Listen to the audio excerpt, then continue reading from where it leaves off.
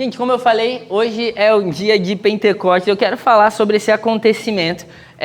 Para quem não sabe, os estudiosos eles chamam esse dia como o dia do nascimento, da fundação da igreja, né? O que a gente conhece como igreja. Foi o dia em que o Espírito Santo desceu sobre não só os apóstolos, mas sobre uma galera que estava reunida no cenáculo, que era um lugar de oração que eles estavam. Vamos ver aqui a história. No capítulo 2, a gente vai ler do 1 ao 21. Acompanha aí. Queria dar um oi para quem está acompanhando a gente online, vai assistir essa pregação depois, o pessoal do nosso campus online, espalhado aí pelo Brasil, pelo mundo. Um beijo para vocês e que Deus fale muito com vocês também. Atos 2, do 1 ao 21, diz assim: Quando chegou o dia de Pentecostes, estavam todos reunidos em um só lugar. De repente, veio do céu um som, como de um vento muito forte, ou um vento impetuoso, depende da tua versão, e encheu toda a casa na qual eles estavam assentados. Apareceram línguas de fogo que se separaram e pousaram sobre cada um deles, sobre a cabeça de cada um deles. Todos ficaram cheios do Espírito Santo. Repete assim comigo: cheios do Espírito Santo. E começaram a falar em outras línguas, conforme o Espírito permitia que se expressassem. Havia em Jerusalém judeus piedosos que procediam de todas as nações do mundo conhecido. Ouvindo-se o som, ajuntou-se uma multidão que ficou perplexa, pois cada um os ouvia falar em seu próprio idioma. Atônitos e maravilhados, perguntavam: não são galileus todos esses que estão falando? Então, como os ouvimos, cada um de nós na nossa língua materna? E aqui vai falar os povos: partos, medos, elamitas, habitantes da Mesopotâmia, habitantes da Judéia e da Capadócia, do Ponto e da província da Ásia, da Frígia e da Panfilha, do Egito e das partes da Líbia próximas a Cirene, visitantes que vinham de Roma, tanto judeus como convertidos ao judaísmo, cretenses e árabes. Então, só um parênteses aqui, gente, vinha gente de tudo que é lado, né? Naquela, como eu disse, a festa de tabernáculos, a festa da Páscoa e Pentecostes atraía devotos de todo o mundo daquela época. As pessoas faziam dias de viagem, se concentravam na cidade. Então, Jerusalém estava ali lotada de gente de tudo que é lugar do mundo. Tá? Um paralelo pra gente, né, que é daqui do Rio de Janeiro, foi quando aconteceu as Olimpíadas, mais ou menos isso, veio gente do mundo inteiro para um evento que era super importante, né, só que aqui Olimpíada Esportes, aqui um evento religioso, e eles estavam ali. E aí eles continuam: nós os ouvimos declarar as maravilhas de Deus na nossa própria língua, e atônitos e perplexos todos perguntavam uns aos outros: o que significa isso? Gente, naquela época, a maioria das pessoas também falava outro idioma, falava o grego, né? Mas elas tinham a sua língua materna. É tipo um inglês, assim, era o idioma da época, era o idioma que a maioria das pessoas conseguia se comunicar. Só que, se eles pregassem e falassem das maravilhas de Deus em grego, beleza, são gente da Galileia que aprendeu isso. Mas eles falaram na língua materna de muitos desses povos. Então foi isso que trouxe o espanto e eles ficarem tão maravilhados assim. Então uma galera ficou: cara, não dá para explicar isso, que maravilha. Deixa eu ler aqui de novo: atônitos e perplexos, todos perguntavam uns aos outros o que significa isso. Outros, contudo, zombavam e diziam: eles beberam vinho demais, né? Outras versões falam: eles estão bêbados. Então Pedro levantou-se com os 11 e em alta voz dirigiu-se à multidão: homens da Judéia e todos que vivem em Jerusalém, deixem-me explicar isso. Ouçam com atenção: esses homens não estão bêbados como vocês supõem. Ainda são 9 horas da manhã. Então, gente, 9 horas da manhã, ele falou: galera, não tá tão assim não. Eu sei que às vezes você encontra um pessoal torto 9 horas da manhã, mas Pedro falou: não é isso que está acontecendo. Ao contrário, isso é o que foi predito pelo profeta Joel. Nos últimos dias, diz Deus, derramarei do meu espírito sobre todas as pessoas, ou sobre toda a carne. Seus filhos e suas filhas profetizarão, os jovens terão visões e os velhos sonharão. Então eu amo esse versículo porque ele inclui todo mundo. Se você está aqui hoje e fala: não, eu sou muito velho para o mover de Deus, para ser usado por Deus, ele está falando: os velhos sonharão. Se você fala: sou muito jovem, ele fala: os jovens terão visões. Então Deus está chamando todos para serem cheios do Espírito Santo. E aí ele continua: mostrarei prodígios em cima no céu e sinais embaixo na terra, sangue, fogo e nuvens de fumaça. O sol se tornará em trevas e a lua em sangue, antes que venha o grande e glorioso dia do Senhor. E todo aquele que invocar o nome do Senhor será salvo. Amém? Até aí. Quer me ajudar aqui? Valeu, chefinha. Obrigado. Então, gente, só para contextualizar a gente mais uma vez, a gente está falando sobre Pentecostes, uma festa super importante para o povo de Israel, que acontecia há séculos. Para pensar comigo. Eles estavam celebrando essa festa nos últimos 400 anos, 500 anos, até mesmo num período intertestamentário, que é do Antigo Testamento e do Novo Testamento. Eles estavam celebrando festa de colheita, falando: Senhor, obrigado pela colheita, nos dá descanso. Obrigado pela colheita e nos dá descanso. Então, número 1 era a festa das colheitas. Número 2, ela era chamada festa das semanas. Por quê? Depois da Páscoa, passavam-se 7 semanas. Ela era a semana das semanas. Tipo, a semana de 7 semanas, que dá... Galera que é boa aí, 7 vezes 7, 49. E aí no dia seguinte eles celebravam. Então no dia 50 eles celebravam. E também era chamada da festa dos primeiros frutos, ou da festa das primícias. Gente, que linda.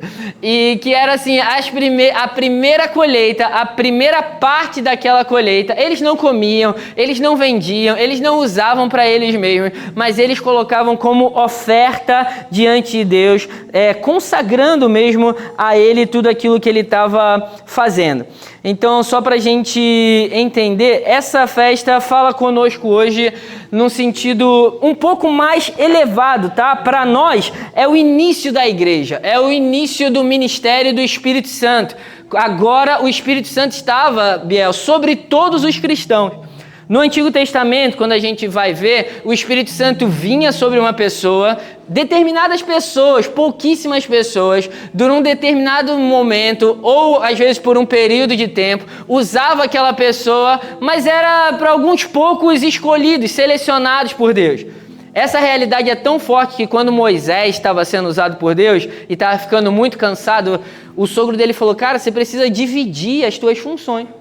E aí, por Deus agindo, o Espírito se reparte para os seus conselheiros, para os seus outros líderes. Só que imagina isso, era para ser repartido, Felipe, para 70. Só que 2 deles ficaram na tenda, dormiu demais, tomou um café mais alongado, o almoço foi recheado demais, não foram ao encontro. Só que mesmo na sua tenda, eles começaram a profetizar e ser cheios do Espírito Santo. E aí Josué ficou revoltado, falou: Moisés, o que a gente faz com ele? Moisés fala: você está com ciúmes? Como eu queria que todo o povo fosse cheio do Espírito Santo. Então isso a gente está falando de Moisés, que já tinha esse desejo no coração de que todo o povo pudesse experimentar uma plenitude do Espírito Santo. E aqui, a partir de Pentecostes, o que a gente tem é a realidade que eu e você vivemos hoje.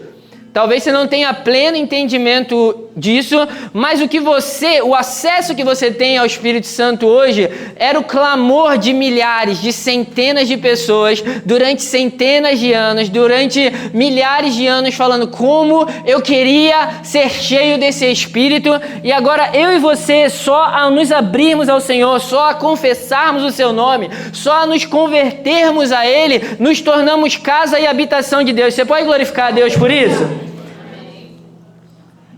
É algo que é difícil até da gente mensurar, mas naquele dia foi o início da igreja, a abertura do ministério do Espírito Santo e a propagação missional do Evangelho. A gente já ouviu falar, Jesus ensinou: ide por todo mundo, pregai o Evangelho a toda criatura, batizando em nome do Pai, do Filho e do Espírito Santo. Só que até ali eles não tinham ido. Eles estavam esperando, porque a gente vai ver aqui que Jesus mandou eles esperarem, mas depois daquele dia de Pentecostes, há uma explosão das missões na igreja. Essas pessoas que ouviram de Deus voltaram para as suas casas com uma semente, voltaram para o Egito, para Roma, seja lá para os vários lugares que a gente mencionou aqui com uma semente, e depois os próprios apóstolos vão pregando o Evangelho até um dia chegar na gente. Mas eu quero ler mais um texto com vocês para a gente entender muito bem, porque esse é o dia de Pentecostes, mas tem um dia antes que eu queria falar com vocês. Está em Atos capítulo 1, do 4 ao 11. Me ajuda aí, Tuca. Fala assim: certa ocasião, enquanto comia com eles, aqui só para você entender, Jesus tinha morrido, ressuscitado, e ele passou 40 dias depois disso ensinando os seus discípulos. A Bíblia fala que ele se reunia com cerca de 500 pessoas falando da promessa do Pai, tá? Isso aí você vai encontrar ali no finalzinho de Lucas, em Atos também. Então, Atos 1, do 4 ao 11, fala assim: certa ocasião, enquanto comia com eles, deu-lhes essa ordem: não saiam de Jerusalém, mas esperem pela promessa de meu Pai que eu falei a vocês, ou seja, o derramamento do Espírito Santo. Pois João batizou com água, mas vocês serão batizados com o Espírito Santo dentro de poucos dias. Então, os que estavam reunidos lhe perguntaram: Senhor, é nesse tempo que vai restaurar o reino de Israel? Ele lhes respondeu: não compete a vocês saber os tempos ou as épocas que o Pai estabeleceu pela sua própria autoridade, mas receberão poder quando o Espírito Santo descer sobre vocês, e serão minhas testemunhas, tanto em Jerusalém, na Judéia, em Samaria e nos confins da terra. Gente, guarda esse versículo comigo. Receberão poder quando o Espírito Santo descer sobre vocês, e serão minhas testemunhas em Jerusalém, Judéia, Samaria e até os confins da terra. Tendo dito isso, foi as últimas palavras de Jesus antes de ir aos céus. Foi elevado às alturas enquanto eles olhavam. Tipo assim, tchau galera, valeu. E uma nuvem encobriu da vista deles. Ficaram com os olhos fixos nos céus enquanto ele subia, e de repente 2 homens vestidos de branco, 2 anjos, se puseram ao lado deles e lhes disseram: Galileus, por que vocês estão olhando para o céu? Esse mesmo Jesus, que dentre vocês foi elevado aos céus, voltará da mesma forma que o viram subir. Até aí. Gente, eu vou falar 4 pontos que falou muito ao meu coração nesse dia que eu estava estudando, meditando sobre o que falar conosco como igreja. E o número 1 é que todo cristão, o povo de Deus, é um povo que crê em promessas. Não em promessas vazias, não em promessas sem fundamento, não em promessas sem garantia. Não é aquela promessa, eu vi uma que eu amei, era assim, um cara gordinho e do lado ele com um tanquinho e falava assim: aprenda a fazer essa transformação em apenas 1 mês. Aí em letras pequenininhas assim: o melhor curso de Photoshop da cidade. Aí eu falei: caraca, boa propaganda, mas a gente está cheio de promessas por aí, né? Eu que trabalho com idiomas, olha, aprenda inglês fluentemente em 1 mês. Mentira, você não vai conseguir se você não tiver uma base. Você pode melhorar, pode aprimorar, mas sair do zero à fluência em 1 mês você não vai conseguir. Só que nós, como povo de Deus, nós temos a nossa fé firmada em muitas promessas que não são vazias, mas são garantidas por um Deus que é todo poderoso. Amém? Elas não são vazias, não são sem garantia, não são sem fundamento. Então, todo cristão, ao se converter, se torna habitação do Espírito Santo. A gente já falou sobre isso. Então, se você está aqui hoje, você reconhece que Jesus é teu Senhor e Salvador, saiba que você não está sozinho. Agora habita você e Cristo vive em ti também. O Espírito Santo vive em você também. A presença de Deus, o Consolador, aquele que era a promessa de Deus, vive em você. Então, o que é isso que Jesus estava falando? Porque Jesus estava falando para os apóstolos que já tinham o Espírito Santo dentro dele. Ele fala: vocês serão batizados. E aqui o batismo no Espírito Santo, ele é um preenchimento, ele é um revestimento, ele é a plenitude do Espírito sobre nós. Então, assim que nos convertemos, nos tornamos a habitação do Espírito Santo, mas também podemos ter um segundo momento com ele, que é esse batismo, que é esse preenchimento. E aí, ele pode ser acompanhado do dom de línguas ou não, né? Os próprios apóstolos, eles receberam do Espírito Santo e falaram em línguas posteriormente. Outras pessoas, acontece tudo ao mesmo tempo, e por aí vai, tá? Mas a Bíblia fala um pouquinho sobre isso. Só que o que eu amo aqui, gente, e é o primeiro ponto que eu quero falar, Jesus, ele ensinou durante 40 dias para 500 pessoas. Adri, imagina, você vê o homem que morreu, ressuscitou, e agora ele está te ensinando durante 40 dias. Está falando das promessas de Deus, está falando de que ele viria. E aqui a gente lê o texto, Jesus falou assim: gente, não saia, vou ler de novo aqui. Enquanto comia, ele falou: não saiam de Jerusalém, mas esperem a promessa do meu Pai, pela qual eu falei. Então, quando Jesus ele fala isso para a galera, Cássio, ele falou: só espera. Senhor, quanto tempo? 1 dia. Esperar quanto tempo? 10 dias. No caso deles foram 10 dias, tá? Teve a Páscoa, Jesus ressuscita, fica com eles 40 dias, e aí eles esperaram mais 10 dias até Pentecostes, quando a promessa de Deus veio. Mas eles não sabiam. É igual quando a gente faz o jejum de Daniel, 21 dias. Por que o jejum de Daniel é de 21 dias? Porque o anjo respondeu no 21º dia. Se fosse no 40º dia, esse jejum ia ser mais longo. Obrigado, anjo, que respondeu ele mais rápido. Em breve vamos fazer um aí, né, na igreja. Vamos lá. Mas a minha pergunta quando eu estava preparando essa palavra é: para que raio de lugar foram as outras 380 pessoas? Se Jesus estava falando claramente essas promessas, né, durante esses 40 dias que ele ficou, para 500 pessoas, cerca de 500 pessoas, a Bíblia vai falar. Quando o Espírito Santo desceu sobre eles, tinham 120 pessoas reunidas orando. E aí eu li aquilo e falei: meu Deus, para onde foram as outras 380 pessoas? Será que alguns deles ficaram 2 dias e falaram: tempo demais, acho que não vai dar certo? Outros ficaram 5 dias e aí falou: galera, 5 dias, já esperamos demais, né? Vamos lá, vida que segue. Deve demorar demais isso. E aí a galera que ficou: não, gente, vamos perseverar em oração, vamos crer, vamos, né? Ele prometeu, ele tinha falado que ia ressuscitar, ressuscitou, agora ele falou de uma promessa que viria sobre nós, vamos esperar. Aí alguns: tá bom, vamos ficar. Uma galera deve ter saído no 9º dia, Giane. Caramba, 9 dias se passaram. Jesus, não dá para esperar muito tempo. E aí, de repente, no 10º dia, aconteceu esse grande evento. Um vento poderoso veio, línguas como de fogo sobre eles. Eles são cheios do Espírito Santo para falar as maravilhas de Deus. E aí é o primeiro ponto que eu quero falar contigo nessa noite. Diante das promessas, será que você consegue esperar? Será que diante das tantas promessas da Bíblia, de tantas promessas que você já recebeu através de profecias, de imposição de mãos, de uma pregação que queimou teu coração e você sabia que Deus ia fazer, a promessa da conversão das nossas famílias, dos nossos familiares, onde a gente ora por eles: Senhor, alcança meu pai, alcança minha mãe, alcança minha sogra, alcança o meu sogro. Será que cansamos ou estamos com o coração pronto nele para esperar? O que essas 380 pessoas tinham de mais importante do que esperar um dos momentos mais espetaculares da história? Imagina, meu irmão, você está ali naquele lugar. Meu pai, ele tem um sonho de ir nos Estados Unidos, e o sonho dele nos Estados Unidos é ir atrás de furacão. Tá vendo muito aqueles programas, né? Caçadores de tornado, caçadores de furacão. E quando eu morei lá, teve um dia que agora não lembro se era furacão, se era tornado. Era o tornado? E, gente, dentro de casa era um barulho estrondoso. Você via assim as árvores balançando para um lado e para o outro, e o som já era muito alto. Agora imagina dentro da própria casa. Fala que dentro da casa onde eles estavam, um som estrondoso veio, um vento impetuoso veio, que atraiu toda a multidão que estava ao redor deles. E aí aconteceu o que a gente estava falando.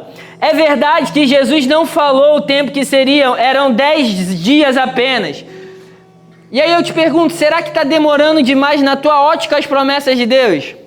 Será que você está se cansando, meu irmão? Isso pode acontecer com a gente. Eu sou humano, você é humano. Mas nessa noite a promessa é: aqueles que esperam no Senhor renovam as suas forças, amém? Não importa quanto tempo, quão cansado você esteja, tenha expectativa em Deus. Tenha expectativa de que aquele que prometeu é fiel para cumprir, amém? A Bíblia fala assim: aquele que começou a boa obra em minha vida, ele é fiel para completá-la. Às vezes, irmão, na obra tá um caos, tá poeira para todo lado, não parece com aquele SketchUp, não parece com aquela maquete, não parece com aquele design que a arquiteta te mostrou, mas você precisa crer que se você perseverar, aquilo vai dar certo lá no final. Então eu e você somos uma obra em progresso de Deus.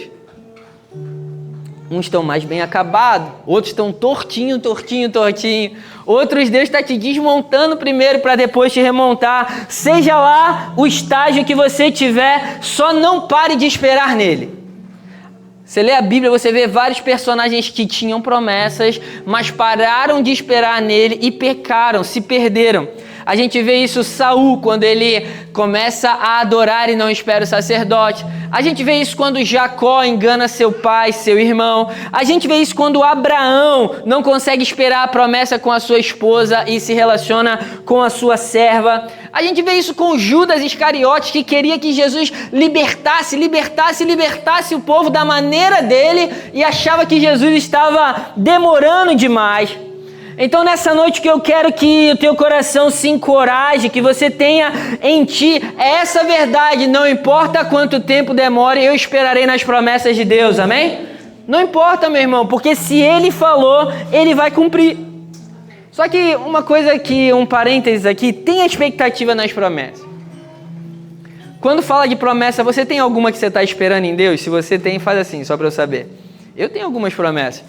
Eu tenho promessas para essa igreja, promessas para a minha vida, promessas na minha vida pessoal, promessas que já liberaram sobre o Tintim. Só que a gente não sabe quanto tempo demora, gente. 10 dias para eles, e se fosse 1 ano? E se fossem 2 anos? Tem coisas que a gente espera muito tempo, tem coisas que acontecem de repente. A gente não sabe qual o tempo dessas promessas de Deus. E qual é o segredo, então? Tenha prazer em Deus. Tenha prazer em Deus. Né? Porque enquanto as promessas não acontecem, eu desfruto dele, eu me relaciono com ele, eu tenho intimidade com ele. Se você está com Deus apenas pelas promessas, vai ser muito difícil mesmo, porque parece um garçom que não chega nunca, parece um garçom que você pediu algo e está esperando, mas o restaurante está cheio. Será que ele não me escutou? Será que Deus não me ouve? Será que o meu pedido foi difícil demais? E quando chega já está frio, você nem consegue aproveitar muito. Então, igreja, tenha prazer em Deus, desfrute dele, porque ele é maior até do que as suas bênçãos. Tenha prazer em Deus. E se Deus demorar? Senhor, a gente fica mais um tempo junto. Com quem a gente ama é um pouco assim, né? Às vezes você vai num lugar, caraca, que demora. Mas aí você está na resenha, você está na conversa, você está na companhia de quem ama. Você até releva. Depois você nem lembra. Ah, não sei se demorou muito não. A gente estava ali numa conversa tão boa, numa amizade tão boa. Então o povo de Deus tem que ser um povo que crê nas suas promessas, espera por elas, mas espera com expectativa. Cuidado, irmão, até a Bíblia fala assim, que a esperança retardada adoece a alma. Tipo assim, quando você espera muito tempo para uma coisa acontecer e não acontece, você fica triste, você desanima. Mas sempre o Espírito Santo vem nos visitar para falar, ei, desperta, fui eu que te chamei, fui eu que te capacitei, fui eu que te separei, fui eu que coloquei promessas sobre a tua vida. Então nessa noite eu realmente sinto que numa data onde a gente celebra Pentecostes, esse fogo de Deus vem para crescer os nossos corações nas promessas dele, amém? Esse fogo de Deus vem para nos despertar, falando, espera, mas espera com expectativa pelo Senhor. Tem gente que espera quase que não crendo que ele virá. Não, gente, certamente ele virá. Então a gente espera nas suas promessas e desfruta nele enquanto isso. Foi isso que Jesus falou para eles, olha, Pentecostes vai vir, mas espera. Senhor, quanto tempo? Com certeza alguém falou assim, quanto tempo esperar? Espera. Ah, não, mas aonde esperar? Espera em Jerusalém, orando. Vou vir aí, galera, só espera. E aí depois, olha o que ele falou, né, que eu quero que a gente frise aqui. Ele fala, vocês receberão poder quando o Espírito Santo descer sobre vocês. Repete assim comigo, poder de Deus. Poder de Deus. Vira assim para quem está do seu lado com uma cara de profeta e fala, tem poder de Deus na sua vida. Ai, gente, que profeta sem fé. Não, fala ali, profetiza aí no teu filho. Tem poder de Deus sobre a tua vida. Amém, gente. Eu vi o Bernardo profetizando, isso aí, Bê. Eu creio do fundo do meu coração que é impossível o Evangelho ser vivido sem o Espírito Santo e o seu poder sobre nós. Nós não estamos aqui pregando e divulgando e o Evangelho não chegou até nós. Só um parênteses. Imagina o que o Evangelho não atravessou para chegar até você. Você vive em terras tupiniquins.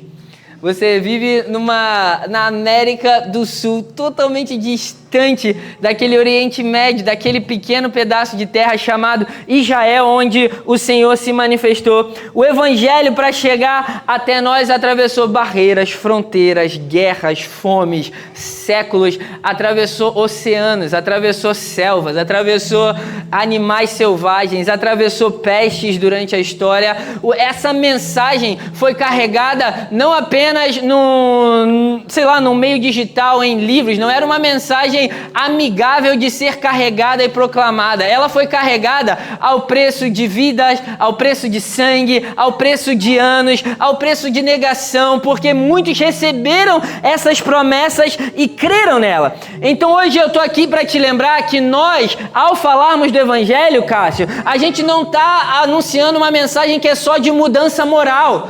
Porque mudança moral pode acontecer sem o Espírito Santo de Deus. Você faz um tratamento, você se aconselha, você dá um jeito na tua vida, a tua ética pode mudar. Mas o Evangelho, ele é muito maior do que isso. A gente não está também falando, Tuca, só de uma mensagem que traz uma mudança social. Eu era de tal classe social, agora por causa do Evangelho você vai ter uma classe social maior. Não é isso a promessa do Evangelho. Você pode ser super fiel a ele e sofrer perseguição como os apóstolos sofreram.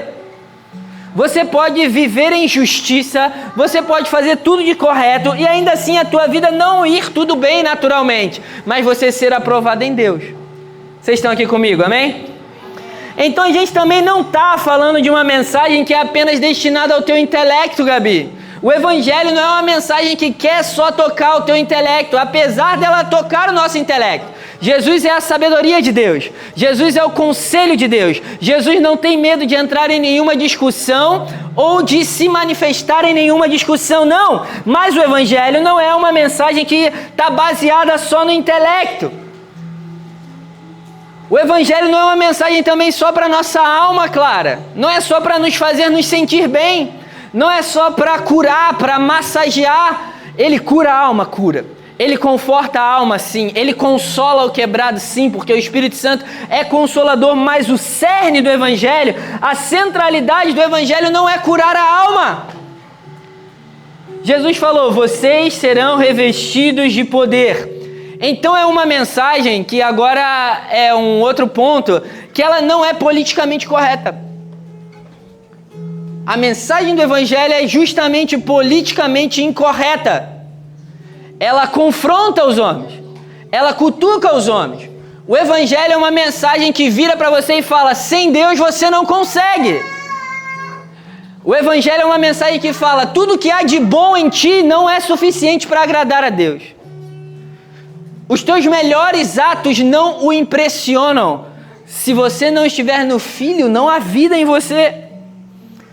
Eu sei que isso é um pouco diferente do que você pode estar ouvindo nas mensagens no YouTube ou em alguma igreja que você esteja indo, mas o Evangelho, segundo Cristo Jesus, ele é baseado no poder de Deus. Posso ouvir um amém? Ele está falando, vou ler de novo, vocês receberão poder quando o Espírito Santo descer sobre vocês. E aí serão minha testemunha em Jerusalém, Judéia, Samaria e os confins da terra. Então o Evangelho é uma mensagem de poder. Homens, durante os séculos, não perderam a sua vida por uma mensagem que só toca a cabeça, que só toca a alma, que só gera mudança comportamental. Não, a gente está aqui, igreja, por uma mensagem que traz salvação eterna, por uma mensagem que é poderosa para libertar cativos, amém? Para uma mensagem que é poderosa para ressuscitar os mortos, que é poderosa para curar enfermos, que é poderosa para mudar a nossa essência, a nossa natureza e muito mais do que o nosso comportamento. Uma mensagem que é poderosa para manifestar o reino de Deus e desfazer as obras do diabo. Essa mensagem é tão poderosa que ela vira para o último inimigo, a morte, e fala, ó morte, onde está o teu aguilhão? Ó morte, onde está o teu poder? A morte foi tragada pela vida. Porque esse é o poder da mensagem, gente. É um poder de ressurreição. Vocês estão aqui comigo, amém? Olha o que Romanos 1, 16 e 17 fala. Eu não me envergonho do Evangelho. Uau. Porque é o poder de Deus para a salvação de todo aquele que crê. Primeiro ao judeu, depois ao grego, né? Então ele está falando aos judeus e os gentios. Porque o Evangelho é revelado na justiça de Deus, uma justiça que do princípio ao fim é pela fé, como está escrito, o justo viverá pela fé. Eu amo esse versículo. Eu não me envergonho do Evangelho, porque ele é o poder de Deus. Ele não fala que o Evangelho é o cuidado de Deus, que é o amor de Deus, que é o intelecto de Deus. O Evangelho é a manifestação do seu poder. Então hoje eu creio que nós seremos tocados por esse poder de Deus, amém? Enquanto eu falo, eu consigo sentir esse poder tocando as nossas vidas. Então não se envergonhe do Evangelho, irmão. Não se envergonhe de Jesus. Eu sei que hoje a gente anda muito com a Bíblia no digital, mas algumas pessoas têm vergonha até de andar com a Bíblia. Caramba, vou andar com a Bíblia. Se você está meio assim, faz um desafio, Luan. Durante 2, 3 dias, para onde você for, leva a tua Bíblia. Ah, vou levar na mochila. Não, não é isso que eu estou falando. Leva ela à mostra. Vai assim, ai, linda, vamos sair, leva a Bíblia. Porque muitas pessoas têm vergonha. Cara, não dá para ninguém no teu trabalho saber que você não é cristão. Você não precisa, oi gente, sou cristão, e aí, sou cristão, não. Mas as tuas atitudes falam, a tua vida fala, quem você é, fala. Em todo lugar, especialmente no Ocidente, tem algo que é um espírito de sofisticação. Um ar de sofisticação que tem tomado conta até do povo de Deus. Tipo assim, se você vai para o Oriente, irmão, e o cara é cristão, ele sabe que a sua decisão custa muito. Nós podemos tomar decisões que não custam muito por causa de Jesus. Então esse espírito de sofisticação é tipo assim, eu creio, mas tem que ser algo bonitinho. Não, Bruno, eu posso crer, eu posso ir até a igreja, mas isso que você falou aí de falar com quem está do lado, de levantar a mão e adorar, de aplaudir ao Senhor, acho que eu não quero muito não. Eu fiz a minha maquiagem, Bia, e demorou pra caramba pra eu fazer essa maquiagem pra ir pro culto, então esse culto, pastor, vai devagar que eu não posso chorar não, tem que ficar legal. A pessoal da mídia tá tirando foto, não pode dar errado. Gente, não se envergonhe do Evangelho, amém? E se Deus quiser tomar conta das tuas emoções?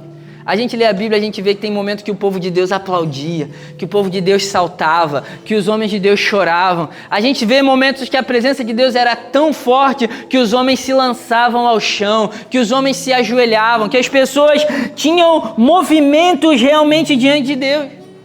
Eu quero estar dessa maneira. Se o Espírito Santo me mover, eu quero ser livre para poder pular diante dele. Se o Espírito Santo se mover e me direcionar a isso, eu quero chorar diante dele, eu quero rir diante dele. Eu não quero me envergonhar do Evangelho, eu não quero me envergonhar do toque de Deus.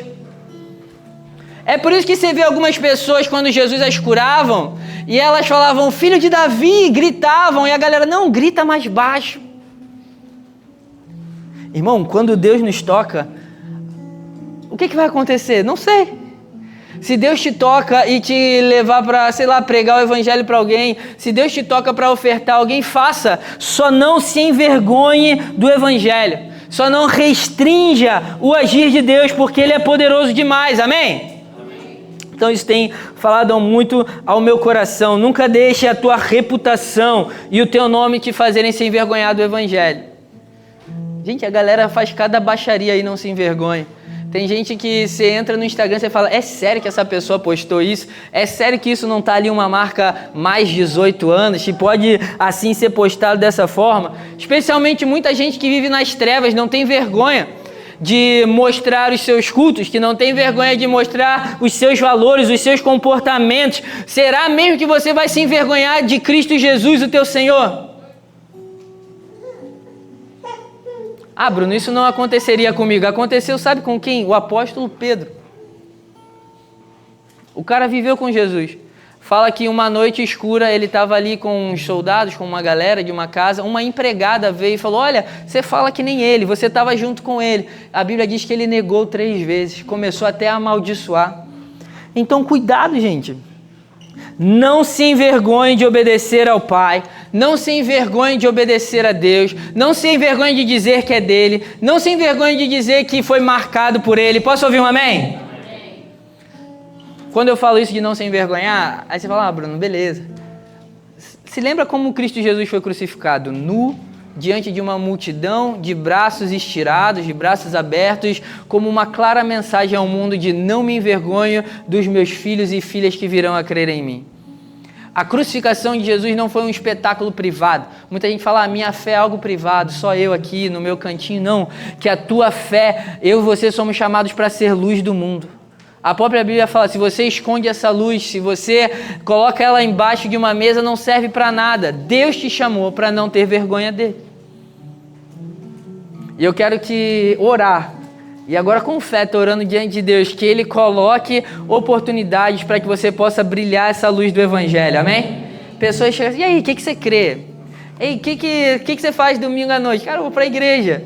Fala, Bruno, mas eu não sei muito o que falar, fala o básico. Ele encheu minha vida.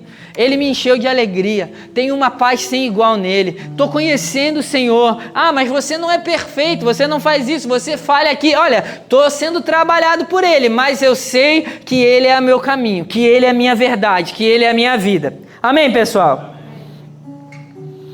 Então Jesus prometeu, gente, vocês receberão poder quando o Espírito Santo estiver sobre vocês. O problema é que a gente imagina poder, você provavelmente vem algum herói da Marvel aí na sua cabeça, um Avengers, alguma coisa assim, e você não tem nenhum desses poderes. O Espírito Santo habita dentro de você e o poder que ele te dá é um poder de caminhar santo, um poder de resistir ao pecado, um poder de resistir à carne, um poder de resistir ao maligno, um poder de enfrentar o maligno, de mudar realidades, de curar. Gente, para pensar, não sei se você já teve essa experiência, mas eu já tive a experiência de orar por alguém e os demônios dessa pessoa saírem. De orar por alguém e essa pessoa ser curada. De orar por uma mulher que era estéril e essa moça poder logo em sequência ter filhos. Que poder que há em mim? Nenhum, gente. Eu vou no banheiro da mesma forma que você vai. Não sai cheiroso, não acontece nada diferente na minha vida. Sou pó, sou carne, sou um nada. Mas quando o Espírito Santo habita em nós e quer se mover, Ele pode usar o pior dos pecadores, amém? Ele pode usar cada um de nós aqui, só temos que estar disponíveis a Ele. Só temos que falar, não me envergonhe do teu evangelho, que é poder de Deus. Mas se você se envergonha e Ele quer se mover para tocar alguém, como é que vai ser tocado? Essa moça, eu lembro, ela... Foi algum post que eu fiz, alguma coisa assim, foi até online. Ela falou, cara, eu não posso ter filho. Eu falei, eu vou orar por você. A gente orou, e aí passou alguns meses assim, essa moça que era estéril há anos, pôde conceber um filho. Que poder há numa palavra, meu irmão? Eu falo português que nem você fala, mais desafinado do que esse varão aqui que canta pra caramba. Não há poder em nós. Não coloque pastores, não coloque líderes em pedestais, não levante pessoas por mais usadas que elas são por Deus, porque o momento que o Espírito Santo se vai, não sobra nada de bom na gente. Posso ouvir um amém, pessoal? Vocês estão ouvindo isso do teu pastor, porque eu quero que mesmo que hajam muitos frutos, muitos sinais, muitas maravilhas, vocês entendam que é sempre a mão de Deus que faz isso. É sempre a mão de Deus que opera. Então esse poder está contido no que a Bíblia vai dizer num vaso de barro. Nós somos um vaso de barro na mão do perfeito olheiro. Se você está vazio, Ele enche você desse poder.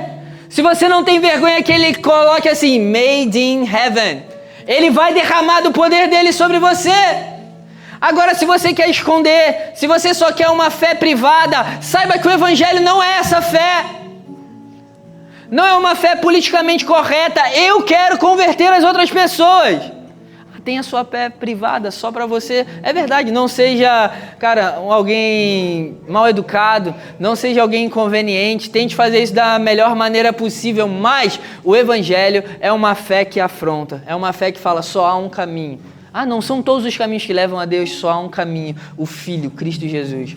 Ah, não há outro lugar que eu possa achar paz infinita, paz que excede todo entendimento, só no Filho de Deus.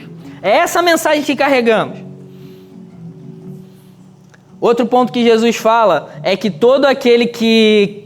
Deixa eu perguntar aqui só para ver se eu não estou doido. Quem quer ser cheio do Espírito Santo, dá um amém. Amém. Quem quer ser revestido desse poder, dá um amém. E aí vai acontecer alguma coisa. Ele fala assim, vocês vão receber poder, vocês querem. Vocês vão ser cheios quando o Espírito Santo descer sobre vocês e serão minhas testemunhas. Então, automaticamente, quando você se converte, você se torna muitas coisas. Filho de Deus, amigo de Deus, perdoado, co-herdeiro. Você passa a entrar numa herança que você nem sabia que podia. Você entra na herança da família de Deus. Você se torna família de Deus. Você se torna servo de Deus. Mas você também se torna uma testemunha dele. E talvez isso seja um privilégio, uma moeda que tem dois lados. É um privilégio e também um desafio. Porque eu não quero ser uma falsa testemunha dele. Mas eu quero ser uma testemunha que anuncia o seu evangelho. Então, quando eu estava preparando essa palavra, isso queimou muito no meu coração. A igreja nasce em Pentecostes. E Pentecostes, ele mostra uma igreja que é apaixonada por missões, que é apaixonada pelo perdido, que não tem vergonha do evangelho, que, olha a progressão disso, aconteceu dentro de uma casa onde eles oravam, foi para a rua, depois foi para as nações. Essa é a mensagem do evangelho, ela se expande. Se a mensagem que você está recebendo aqui morre em você, ela não deu muito fruto. Deus quer que toda mensagem que você receba aqui aos domingos e ao ler a palavra, ao ter seu devocional com Ele, possa tocar outras vidas. Posso ouvir um amém?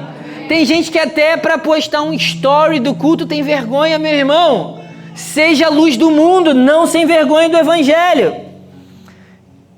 Fala assim comigo: aqui, ali, lá, acolá. Agora como uma galera com fé. Aqui, ali, lá, acolá. Mostrar Jesus em todo lugar. Consegue fazer um samba, um pagode aí? Não? Vai. Você consegue, vamos lá. Como é que é, Rita? Eu tinha feito uma música, igual a escolinha dominical, para lembrar. Ali, lá, acolá. Mostrar Jesus em qualquer lugar. Me ajuda aí na palma, Biel.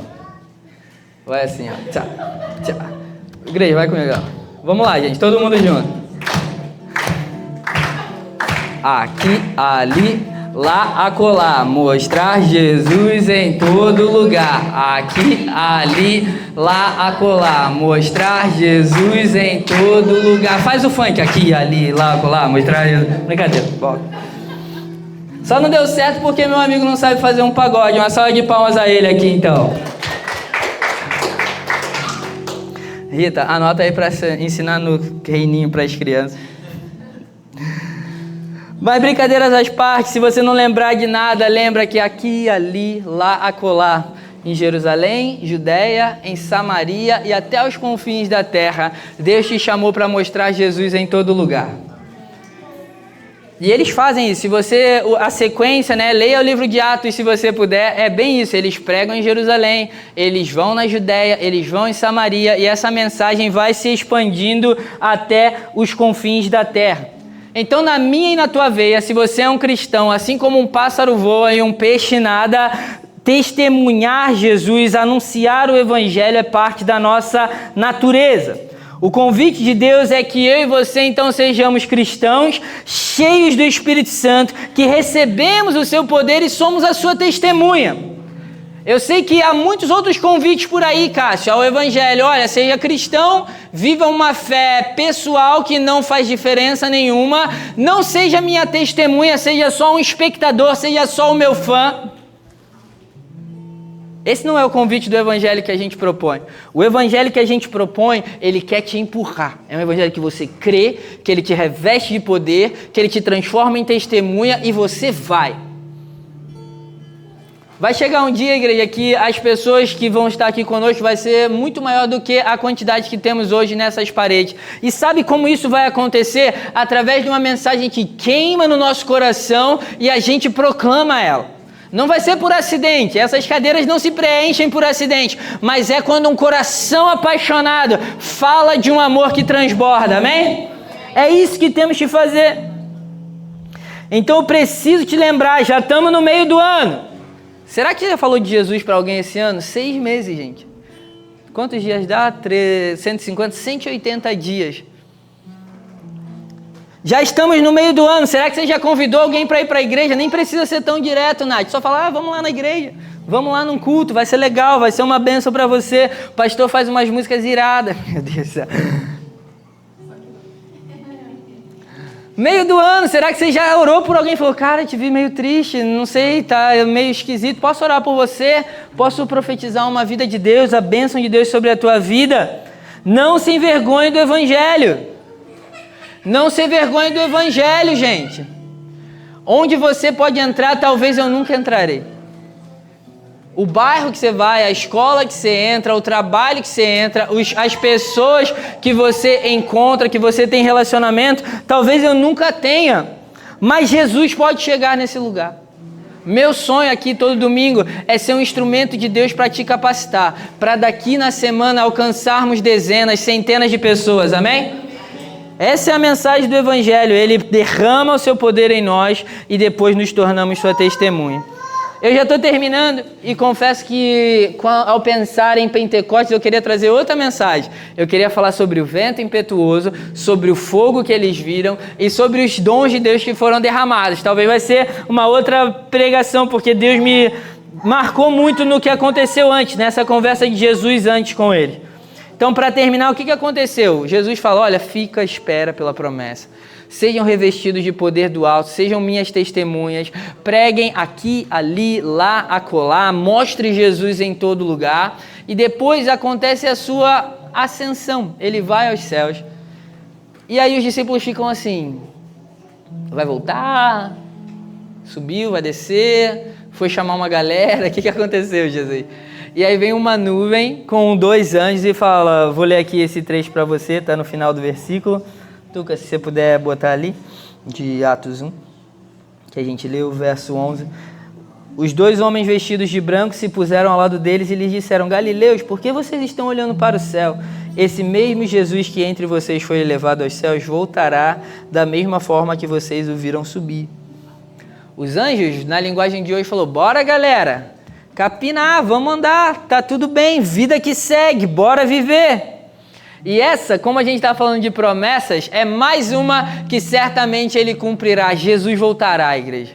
Essa é o fundamento da nossa esperança. Ele prometeu que ressuscitaria, ressuscitou. Prometeu que derramaria do seu espírito e derramou. Prometeu que voltaria e voltará. Mas eu quero te desafiar a não viver num limbo teológico de escatologia, de teologia. Ele voltará. Sim, essa é a nossa promessa, mas viva Jesus agora. Viva Jesus agora. Tem muita gente que anuncia a segunda vinda, fala, Jesus voltará, Jesus voltará, Jesus voltará. Mas há uma multidão que não ouviu nem sobre a primeira vinda, nem ouviu que Jesus veio. Então nada contra o estudo da volta de Jesus, eu amo isso, eu canto Maranata, eu anseio pela sua vinda, eu desejo voltar para o meu lar, voltar para casa, eu desejo vê-lo face a face, mas quantos nunca ouviram falar da beleza, do poder que há nesse nome? Quantos caminham por aí sem nenhuma esperança, enquanto temos a esperança viva dentro de nós? Quantos andam por aí sem saber que o seu nome é maravilhoso, Conselheiro, Deus forte, Pai da eternidade, Príncipe da paz? Mas nós sabemos, igreja, nós sabemos.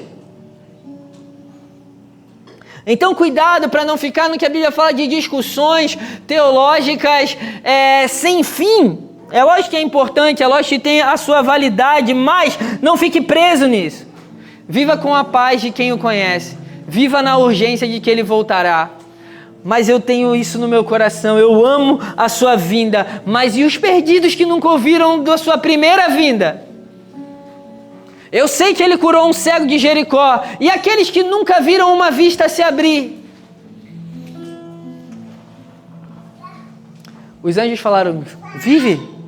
Apóstolos, vão viver da mesma forma que ele foi, ele voltará. Eu não sei o dia, você não sabe o dia, nem os anjos sabem, só os pais sabem a hora. Jesus falou, galera, o dia e a hora pertencem a ele. Vivam com expectativa da sua volta, mas vivam uma vida no agora.